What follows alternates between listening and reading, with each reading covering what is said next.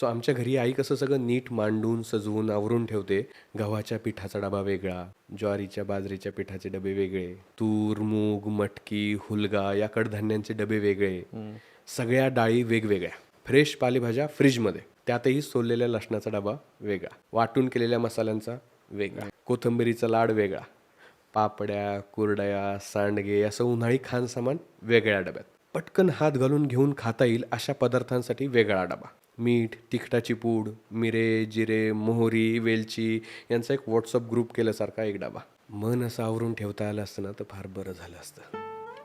प्रत्येकाचे वेगळे कप्पे, रुसवे फुगवे राग लोभ यासोबतच इच्छा ईर्षा जखमा इजा सगळं वेगळं ठेवता आलं असतं. सध्या काय झालंय, एकाच बरणीत भरलंय सगळं आणि त्याच्या खाली आठवणी दबल्या गेल्यात. नव्या जुन्या ओळखी एकत्र झाल्यात. असं बरणी कदा कदा हलून सगळं एकत्र झालंय. मध्येच कुठलीही भावना उचंबळून येते, कोणाचीही आठवण गडद होते, कोणी अचानक परकं वाटायला लागतं, कोणावरही जीव ओवाळून टाकावासा वाटतो, कोणालाही गरजेपेक्षा महत्त्व दिलं जातं.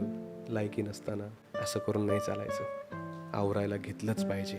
शुभस्य शीघ्रम.